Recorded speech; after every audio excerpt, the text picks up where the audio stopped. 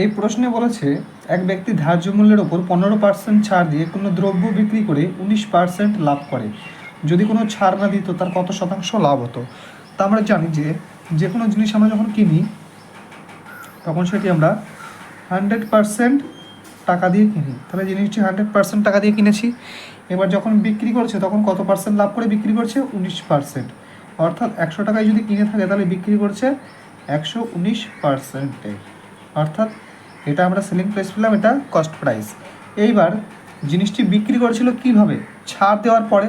তাহলে ছাড় দেওয়ার আগে নিশ্চয়ই একটা দাম লিখে রেখেছিল, অর্থাৎ ওটাকে বলা হয় মার্কেট প্রাইস। তো মার্কেট প্রাইসটা আমরা কীভাবে পাবো?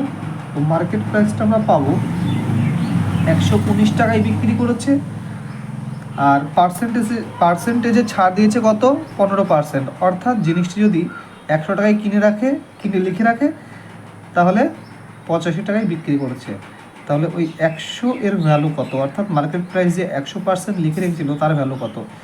এবার 5 17 85, 5 20 100, 7 17 119, অর্থাৎ 7 দুখানি 14, 140। তাহলে মার্কেট প্রাইস পেলাম কত? 140। আর সিপি পেলাম কত? 100। যে জিনিসটি কিনেছিল 100 টাকায় সেই জিনিসটির দামই লিখে রেখেছিল 140। তো যদি কোনো ছাড় না দিত তাহলে বিক্রি করতো কত? 140 টাকায় বিক্রি করতো। ছাড় না দিলে 140 টাকায় বিক্রি হতো, যেটা জিনিসের দাম লিখে রেখেছিল। তো সেক্ষেত্রে লাভ হতো কত পার্সেন্ট? 100 টাকায় 40 টাকা লাভ হতো, মানে লাভ হতো 40%। তো এটা হচ্ছে এই প্রশ্নের সঠিক উত্তর।